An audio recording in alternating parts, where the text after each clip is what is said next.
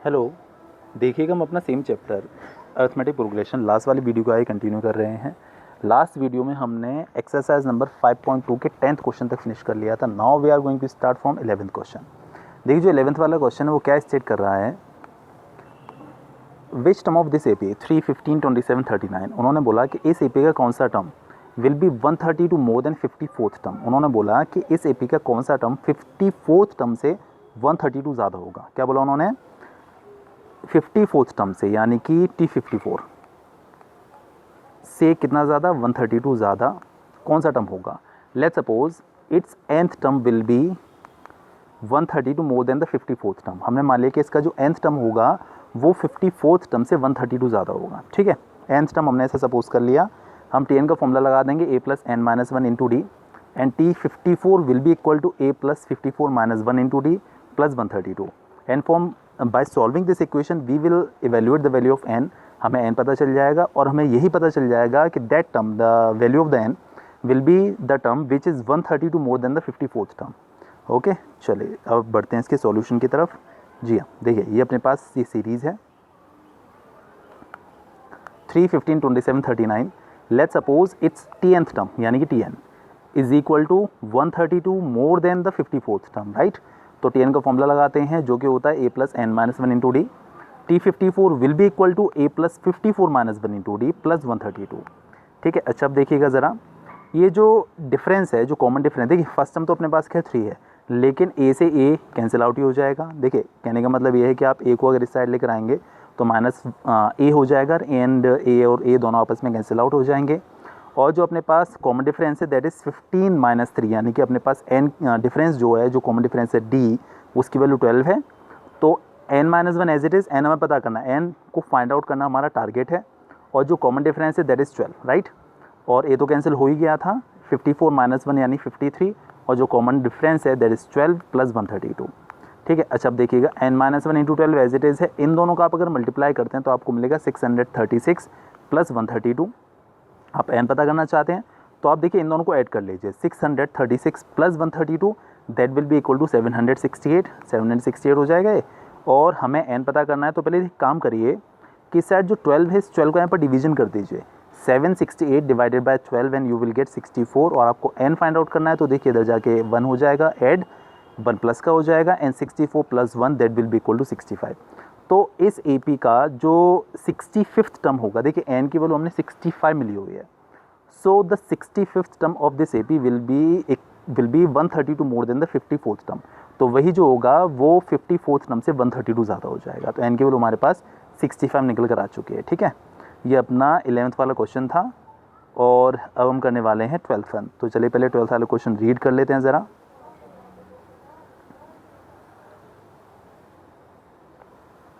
जी हाँ, 2 APs have the same common difference. 2 APs हैं, दोनों का कॉमन डिफरेंस सेम है, d सेम है।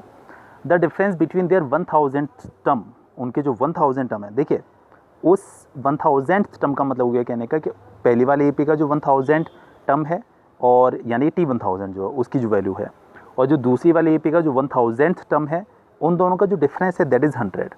अब उन्होंने बोला देन, वापस एक क्वेश्चन में बोल देता हूँ, 2 APs have the same common difference, common difference same है। The difference between their 100th terms, उनके 100th टर्म यानी T100 जो है, दोनों APs के जो 100th टर्म है, उन दोनों का जो डिफरेंस है वो 100 है, 100th टर्म्स का डिफरेंस 100 है। Then what is the difference between their 1000th term, तो उनके जो 1000th टर्म है यानी जो T1000 है, उन दोनों का डिफरेंस कितना होगा। देखिए यहाँ पर 2 APs की बात की जा रही है। पहली वाली AP का जो 100th टर्म है, let's suppose that is T100। अब दूसरी वाली AP का जो 100th टर्म है उसे मान लेते हैं T-100। ठीक है, तो थोड़ा अलग अलग हो जाएगा ना, थोड़ा सा कन्फ्यूजन नहीं रहेगा। तो जो इन दोनों का जो डिफरेंस है वो उन्होंने हमको 100 दिया हुआ है, और हमें T1000 और T-1000 का डिफरेंस फाइंड आउट करना है, ये हमारा टारगेट है। चलिए, तो डिफरेंस सेम है, दोनों APs का कॉमन डिफरेंस सेम है। तो देखिए हमको जो कंडीशन दे रखी है ज़रा उसके बारे में, उसके अकॉर्डिंगली बात करते हैं। T100 और T-100 दोनों का डिफरेंस 100 है। देखिए Tn का फॉर्मूला होता है a plus n minus 1 into d, तो T100 का फॉर्मूला हो जाएगा, देखिए 2 APs है ना, पहली वाली AP का जो फर्स्ट टर्म है उसे हमने A1 मान लिया, दूसरी वाली AP का जो फर्स्ट टर्म है उसे हमने A2 मान लिया। ठीक है, तो T100 हो गया, फॉर्मूला होता है a plus n minus 1 into d, यानी A1 plus 100 minus 1 into D. देखिए यहाँ मैंने A1 तो लिया लेकिन D1 नहीं लिया। देखिए 2 APs थी, राइट। दोनों APs के जो कॉमन डिफरेंस है वो तो सेम है, यानी कि दोनों को हम DD मानकर चलेंगे, सेम है इसीलिए। लेकिन फर्स्ट टर्म सेम नहीं थे, फर्स्ट टर्म्स तो अलग अलग हैं। तो इसीलिए जो पहली AP है उसका फर्स्ट टर्म हमने A1 और सेकंड वाली AP का जो फर्स्ट टर्म है उसे हमने A2 मान लिया। But common difference is the same, तो आपको सिर्फ उन्हें D ही कंसिडर करके चलना है, D1 और D2 अलग अलग कंसिडर नहीं करना, ठीक है। तो फॉर्मूला होता है A plus n-1 into d, यानी कि A1 प्लस 100-1 इंटू डी। और ज़रा इसके बारे में बात करें तो देखिएगा A2 plus 100-1 into D, D1 D2 नहीं लेना है, क्लियर है ना। चलिए देखिए यहाँ पर बीच में माइनस का साइन था, तो ये माइनस का साइन लाने के बाद ब्रैकेट ज़रूर लगाना है, ठीक है, बात नहीं भूलनी है। और इज इक्वल टू 100 अपना एज इट इज़ है। अच्छा अब देखिएगा A1 ये रहा, 100-1 99D हो गया। इस माइनस का अंदर मल्टीप्लिकेशन कर दीजिए, साइन बदल जाएंगे, ये माइनस A2 हो जाएगा, ये माइनस 99D हो जाएगा, इज इक्वल टू 100। अच्छा एक बात देखिएगा, 99D और 99D कैंसिल आउट हो गए, A1 minus A2 is equal to 100। ये अपने पास एक इक्वेशन आ चुकी है जिसे हम आगे यूटिलाइज कर लेंगे, ठीक है। अच्छा अब देखिएगा, हमें जो पता करना है, हमें जो फाइंड आउट करना है वो पता करना है दोनों के 1000 टर्म्स का डिफरेंस, यानी कि T1000 और T-1000 का आपको डिफरेंस पता करना है। तो T1000 का मतलब है A1 plus 1000 minus 1 into d same, ठीक है। और T-1000 का मतलब है A2 plus 1000 minus 1 into d, A plus n-1 into d ही लगा रहे हैं, बस दो डिफरेंट APs हैं। दैट्स वाई हम लोग क्या कर रहे हैं कि फर्स्ट वाली AP का जो फर्स्ट टर्म उसे हमने A1 और सेकंड वाली AP का जो फर्स्ट टर्म उसे हमने A2 मान लिया है, ठीक है। चलिए अब देखिएगा ज़रा, A1 एज इट इज़ ये हो गया अपने पास 999D, A2 ये रहा और ये अपने पास 999D हो गया, बट माइनस की वजह से साइन हो गए चेंज। अच्छा अब देखिएगा ज़रा, 999D और 999D दोनों आपस में कैंसिल आउट, तो आपको मिलेगा A1 माइनस A2, ठीक है। ये आपका फाइनल आंसर हो गया, ठीक है। लेकिन अब समझिएगा ज़रा, अब हम A1 माइनस A2 की वैल्यू कितनी फाइंड आउट कर चुके हैं, 100। तो A1 माइनस A2 के प्लेस पर 100 डाल दीजिए। मतलब क्या है, जो 100th टर्म का डिफरेंस था 100 था ना, वही 1000 टर्म का भी डिफरेंस है, ठीक है। तो ये इसका फाइनल आंसर हो गया। क्लियर, मेरे ख्याल से कोई दिक्कत नहीं है। इसके बाद एक मिनट 13th वाला क्वेश्चन क्या हुआ है, तो ज़रा हम 13th वाला क्वेश्चन समझ के आते हैं, है क्या। जी हाँ, बहुत इंपॉर्टेंट है 13th question. How many 3 digit numbers are divisible by 7। कितने 3 डिजिट के नंबर्स ऐसे होते हैं जो कि 7 से डिविजिबल हैं, ठीक है। How many 3 digit numbers are divisible by 7। देखिए जो 3 डिजिट के नंबर्स हैं उनकी स्टार्टिंग होती है 100 से, ठीक है। तो हम चेक करते हैं, लेकिन हमें 100 नहीं लेना, हमें वो नंबर्स लेने हैं विच आर डिविजिबल बाय 7, जो कि 7 से डिविजिबल हैं। तो देखिए हम 100 की बात करते हैं, 100 का चेक करते हैं क्या 100 7 से डिविजिबल है। देखिएगा 7 1 ज़ा 7, कितना बचेगा अपने पास 3, 30 हो गया, 7 4 ज़ा 28 और कितना बचेगा 28 2, ठीक है। मतलब क्या है कि यहाँ पर रिमाइंडर 2 बच रहा है, रिमाइंडर 2 बच रहा है। ओवरऑल हम ये कह सकते हैं कि यहाँ पर जो 100 है वो 7 से डिविजिबल नहीं है, ठीक है। अच्छा अब देखिएगा, अब 100 जब 7 से डिविजिबल नहीं है तो आपको 100 के पीछे तो आना नहीं है, क्योंकि 100 के अगर आप पीछे आते हैं तो आपको 2 डिजिट के नंबर्स मिल जाएंगे। आपको तो 3 डिजिट के नंबर्स चाहिए, तो आपको 100 के आगे प्रोसीड करना है। तो 100 के बाद कौन सा ऐसा नंबर आएगा, first number which will be divisible by 7, जो कि 7 से डिविजिबल होगा। तो देखिए कैसे पता करेंगे, 7 में से आप इस रिमाइंडर को माइनस करिए, कितना मिला 5 को 100 में प्लस कर दीजिए तो कितना मिलेगा आपको 105। 105 will be the first number that will be divisible by 7, जो कि 7 से डिविजिबल होगा। वो आपका जो पहला नंबर होगा वो होगा 105, ठीक है। अच्छा अब देखिएगा, क्योंकि 7 से डिविजिबल नंबर की बात की जा रही है तो सारे इसके जितने भी कॉन्जिक्यूटिव टर्म्स होंगे उनमें 7 का डिफरेंस होगा। So the first number is 105 and second number will be 112, the third number will be 119 and the fourth number will be 126। इस तरीके से सीरीज चलती चली जाएगी, ठीक है। देखिए 3 डिजिट्स का जो लास्ट नंबर होता है वो होता है 999। अब जरा 999 का चेक करते हैं कि 999 भी 7 से डिविजिबल है या नहीं है, ठीक है। 126 है, ओके। इसका चेक करते हैं क्या ये 7 से डिविजिबल है। चलिए 999 7 से डिवीजन करके देखते हैं। 7 1 ज़ा 7, 2 9 आ जाएगा, 7 4 ज़ा 28 1, यहाँ पर देखिए वाला 9 आ जाएगा एंड 7 2 ज़ा 14, 5 रिमाइंडर बच गया, ठीक है। अच्छा अब देखिएगा, देखिए 999 के आगे तो आपको जाना नहीं है, क्योंकि 999 के आगे तो आपको 4 डिजिट के नंबर्स मिलते हैं 1000 से। आपको 999 के पीछे आना है। तो देखिए जब आपको नंबर के पीछे आके पता करना है कि इससे पहले कौन सा नंबर होगा जो कि 7 से डिविजिबल है, तो आपको क्या कर लेना है कि इसमें से आप सी से रिमाइंडर को माइनस कर लीजिए। तो 999 माइनस 5 यानी कि 994। 994 थ्री डिजिट्स का लास्ट नंबर होगा which will be divisible by 7, जो कि 7 से डिविजिबल हो। ठीक है, तो मतलब सीरीज़ कहाँ से शुरू करनी है आपको, 105 से। आगे का नंबर पता करने का ट्रिक बता दी ना मैंने। क्या करना है, इसमें से इसको माइनस करते हैं, फिर इसमें प्लस कर देते हैं। ये तो आगे का नंबर पता करने का ट्रिक है। और पीछे का नंबर पता करना है तो क्या करना है, सीधे सीधे इस नंबर में से रिमाइंडर को माइनस कर देना होता है। तो हमारे कितना निकल कर आया था, 994। तो आपको सीरीज़ की स्टार्टिंग करनी है 105, फिर 112, फिर 119 and so on up to 994। तो ये आपकी सीरीज़ बन जाएगी। फिर उन्होंने हमसे पूछा हुआ है कि how many numbers are there in this series, तो इस सीरीज़ में कितने नंबर्स हैं, तो वो तो हमें निकालना आता है ये n की वैल्यू। ठीक है, देखिएगा ये रहा अपना सॉल्यूशन है इसका, 105, 112, 119 एंड सो ऑन 994। ठीक, कोई दिक्कत नहीं है। देखिए, अगर आपको पता करना है कि किसी भी सीरीज़ में कितने टर्म्स प्रेजेंट हैं, तो हम क्या करते हैं, इस लास्ट वाले टर्म को हम टीन सपोज कर लेते हैं। Let's t n is equal to 994 और टी एन का फॉर्मूला लगाया a plus n minus 1 into d. A अपने पास देखिएगा कितना है, 105। एन हम पता करना चाहते हैं। कभी भी अगर आपको एन पता करना है किसी सीरीज़ में कितने टर्म्स हैं, तो क्या करते हैं हम लोग, लास्ट टर्म को टी एन सपोज कर लेते हैं। और डी अपने पास कॉमन डिफरेंस 112 माइनस 105 यानी कि 7 इज इक्वल टू 994। 105 देखिए इधर जाके माइनस हो जाएगा, 994 माइनस 105 यानी 889, n minus 1 into 7 as it is है। इस 7 का देखिए यहाँ पर डिवीजन कर दीजिए, तो 889 डिवाइडेड बाय 7 यानी 127। आप n पता करना चाहते हैं ना, तो ये जो 1 है इसको इस साइड जाके ऐड कर दीजिए। 127 प्लस 1 दैट इज़ 128। तो यहाँ पर इस सीरीज़ में 128 टर्म्स प्रेजेंट हैं। ठीक है, ये हमारे पास इसका फाइनल आंसर हो गया। ठीक है, इसके बाद देखिएगा 14th वाला क्वेश्चन देखते हैं क्या स्टेट कर रहा है। पहले, how many multiples of 4 lie between 10 and 250। आपको पता करना है 10 और 250 के बीच में कितने नंबर्स ऐसे हैं जो कि 4 के मल्टीपल्स हैं। इनडायरेक्टली वही है कि वो नंबर्स आपको पता करने हैं जो कि 4 से डिविजिबल हैं। 4 के multiples that is those numbers which are divisible by 4। तो 10 और 250 के बीच में, राइट। तो देखिए 10 के बाद के नंबर की हम लोग अगर स्टार्टिंग करें तो आपको सबसे पहले जो मिलेगा वो मिलेगा 12 जो कि 4 से डिविजिबल है। फिर आपको मिलेगा 16, फिर आपको मिलेगा 20 एंड सो ऑन। अब 250 से जस्ट पहले देखते हैं कि कौन सा नंबर ऐसा है जो कि 4 से डिविजिबल है। तो वही ट्रिक जो भी हमने फॉलो की थी, 250 डिवाइडेड बाय 4। ठीक है, तो 4 6 ज़ार 24, आपको मिलेगा 10 हो गया ये, 4 2 ज़ार 8, 2 बचेगा। तो क्या तरीका मैंने बताया था, आप सीधे से इस नंबर से रिमाइंडर माइनस कर दीजिए यानी कि 248। 248 लास्ट का ऐसा नंबर होगा इन दोनों के बीच में 248 जो कि 4 से डिविजिबल है। तो आपको 12 से शुरुआत करनी है, 12, 16, 20 अप टू 248। और आपको पता करना है that how many numbers are there in this series. तो वही तरीका, लास्ट वाले टर्म को टी एन सपोज करके, जी हाँ ये रहा।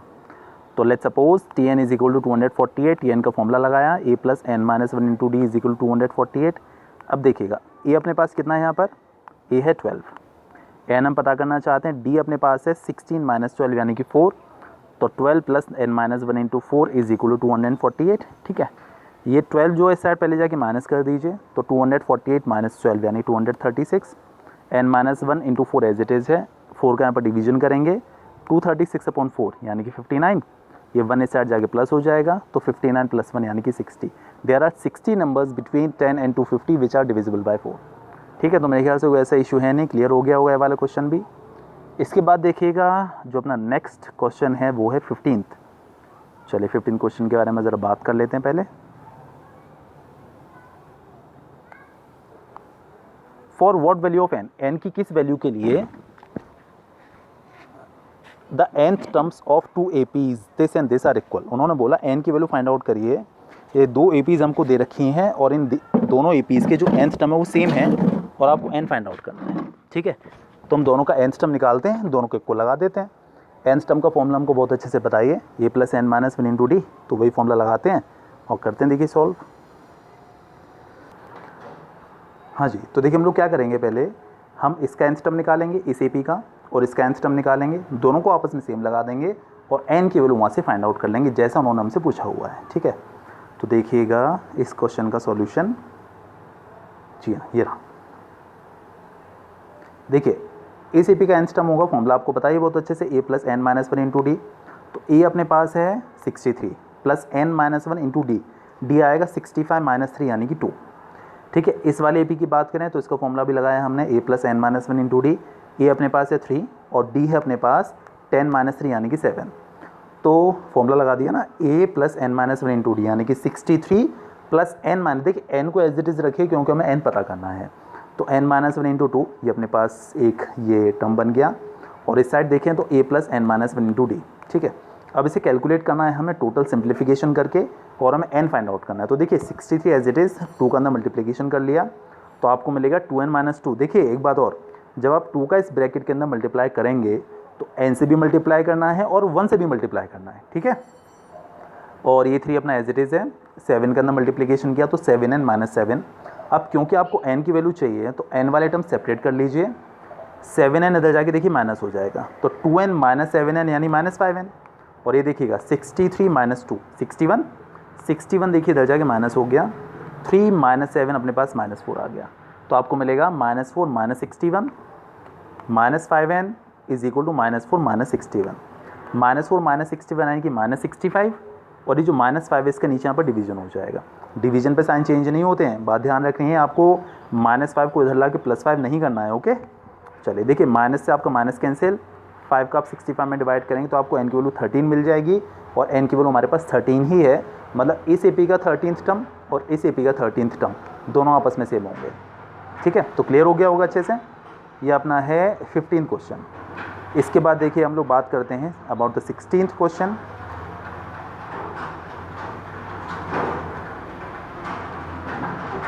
हाँ जी, देखिएगा ज़रा, determine the AP whose third term is 16 and 7th term exceeds by 5th term by 12। समझिएगा अच्छे से, क्या बोला उन्होंने, determine the AP whose third term is 16। उन्होंने बोला एक AP है, उसका जो थर्ड टर्म है वो तो 16 है। Okay, and 7th term exceeds the 5th term, और इसका जो 7th टर्म है मतलब T7 वो इसके 5th टर्म यानी कि T5 से 12 ज़्यादा है। ठीक है, देखिए उन्होंने बोला कि जो 7th टर्म है वो 5th टर्म से 12 ज़्यादा है, यानी कि T7 minus T5 is equal to 12। ये तो हो कहने का मतलब, जैसे जो 10 होता है वो 7 से 3 ज़्यादा होता है, तो इसका मतलब है 10 माइनस 7 इज इक्वल टू 3। उसी तरीके से T7 minus T5 is equal to 12।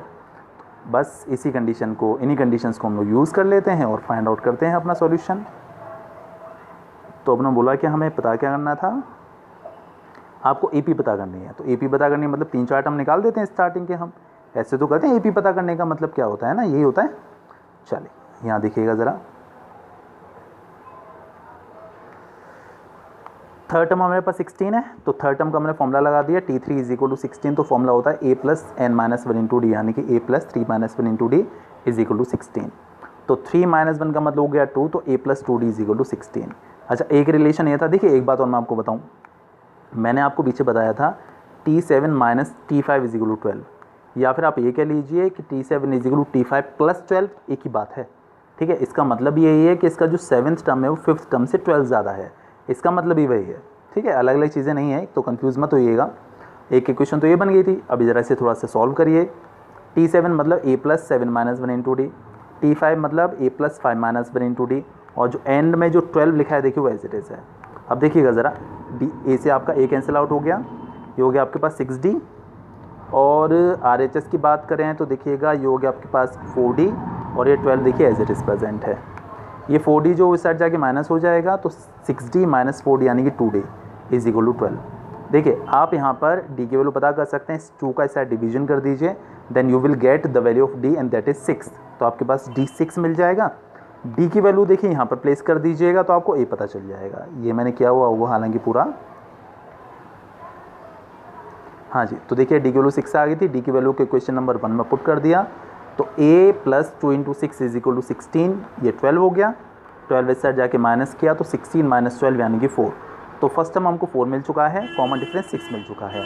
तो अब तो आसान है, कैसे, फर्स्ट टर्म तो 4 हो गया, फिर कॉमन डिफरेंस ऐड करते चले जाइए।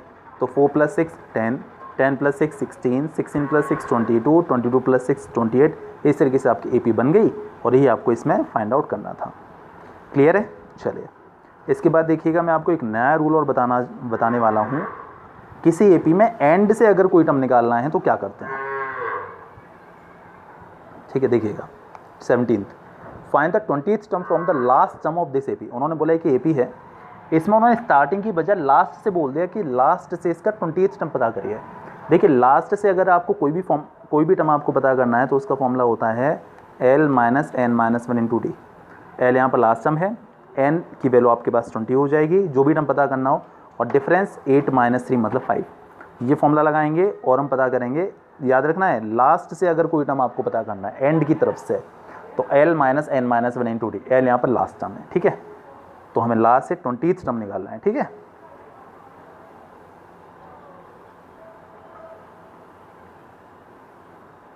ये अपने पास एपी थी, तो nth term from the last formula होता है L minus n minus one into d. L अपने पास देखिएगा 253 माइनस एन माइनस वन। देखिए एन हमारे पास 20 था ना, एन आपको 20th टर्म पता करना था, तो एन के प्लेस पे देखिए 20 डाल दिया। 20 माइनस वन इंटू डी अपने पास 8 माइनस 3 यानी कि 5 है। अब इसे कैलकुलेट करते हैं। देखिएगा ये 253 एज इट इज़, 20 माइनस 1 19, 19 5 95, इसमें माइनस किया है इसको तो हमें मिलेगा 158, और ये हमारा आंसर आ गया। ये इसका लास्ट से 20th टर्म है, ठीक है। चलिए इसके बाद मैंने किया हुआ है 18th क्वेश्चन, तो ज़रा बात करते हैं 18th क्वेश्चन के बारे में। देखिए प्रैक्टिस करिएगा थोड़ा अच्छे से, हो जाएगा सब कुछ।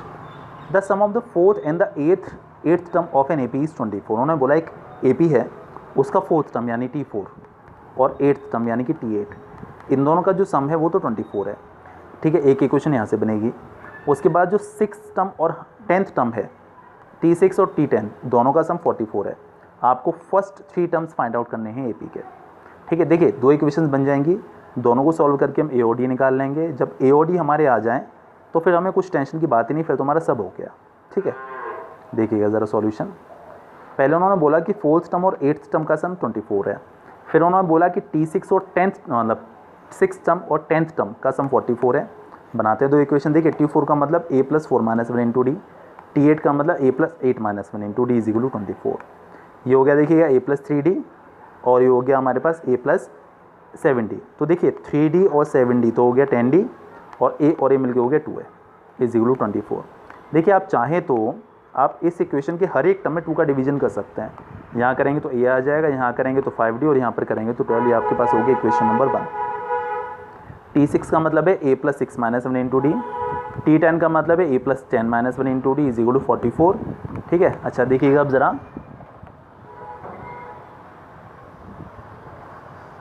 कि a प्लस a हो गया आपका 2a, और ये देखिए 5d, और ये हो गया आपका 9d, मिलकर हो गया 14d इज इक्वल टू 44। देखिए यहाँ पर भी आप हर एक टर्म में 2 का डिवीजन कर सकते हैं, तो a plus 7d is equal to 22, ठीक है। अब आपके पास ये 2 इक्वेशन हो चुके हैं। अब इन्हें हम सॉल्व करते हैं। कैसे? इस इक्वेशन से इसको माइनस कर लेते हैं पहले, a कैंसिल आउट हो जाएगा, हमको d पता चल जाएगा। ऐसे तो करते हैं हमेशा हम लोग।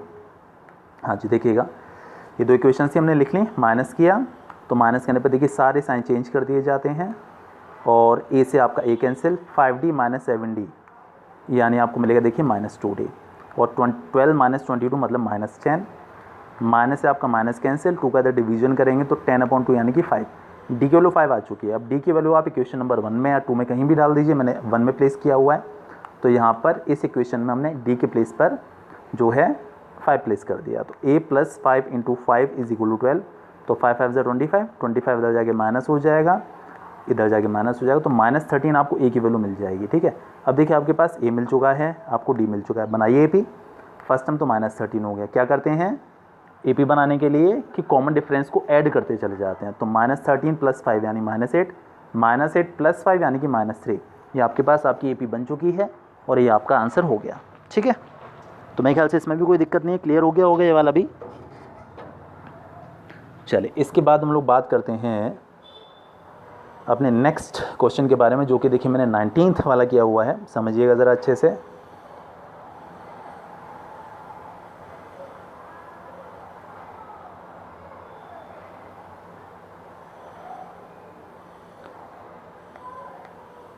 Subba Rao started work in 1995 at an annual salary of 5,000। Subba Rao ने एक काम करना स्टार्ट किया 1995 में, और उसकी जो एनुअल सैलरी है, एक साल की जो सैलरी है 5,000 रुपीज़ है।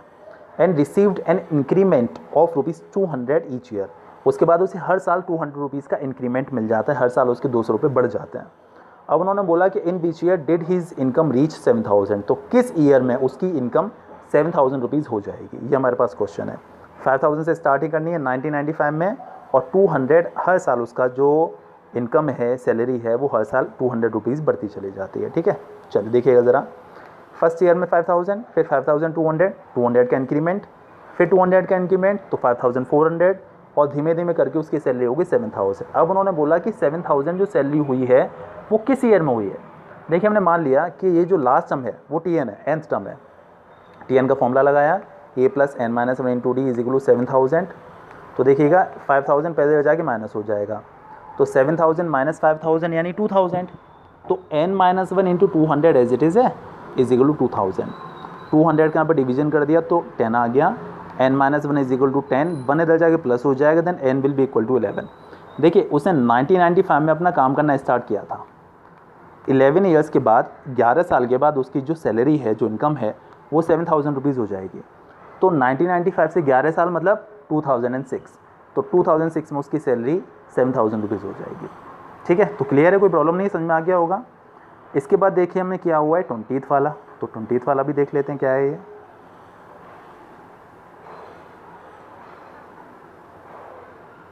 जी हाँ, Ramkali save ₹5 in the first week of a year and then increase her weekly savings by 1.75। उसने, रामकली ने, साल के पहले वीक में 5 रुपीज़ सेव किए, और उसके बाद हर हफ्ते उसने अपनी सेविंग्स को 1.75 रुपीज़ बढ़ा दिया। आफ्टर nth वीक, n हफ्तों के बाद, n वीक्स के बाद, the monthly savings of Ramkali becomes 20.75। आपको n पता करना है। ठीक है, मतलब स्टार्टिंग आपको 5 से करनी है, फिर 1.75 इंक्रीमेंट है उसमें भी, और जो लास्ट टर्म है वो है 20.75, और n की वैल्यू हमको फाइंड आउट करनी है। देखिएगा, ये क्वेश्चन भी लास्ट क्वेश्चन जैसा ही है ऑलमोस्ट। जी हाँ, पहले 5 है, फिर इसमें 1.75 का इंक्रीमेंट मतलब 6.75, फिर 1.75 का इंक्रीमेंट यानी कि 9, और अप टू सो ऑन 20.75 तक। आपको बताया ना कितने टर्म्स हैं इसके अंदर, कितने साल में ऐसा हो रहा है, सॉरी कितने हफ्तों में ऐसा हो रहा है। तो इस लास्ट वाले टर्म को आप TN मान लीजिए, फॉर्मूला लगाइए TN का, a + n - 1 × d = 20.75। ये अपने पास 5 है, n - 1 × d देखिएगा 1.75 था ना, दिस माइनस दिस = 20.75। 5 इधर जाके माइनस हो जाएगा, तो 20.75 - 5 यानी कि 15.75। फिर 1.75 का यहाँ पर डिवीजन करिए तो आपको मिल जाएगा n - 1 = 15.75 अपॉन 1.75। तो n - 1 देखिए इससे कैंसिल आउट हो गया 9 टाइम्स, 1 इधर जाके प्लस हो जाएगा, then n will be equal to 10। ठीक है, तो 10 हफ्तों में वो ऐसा कर पाएगी रामकली।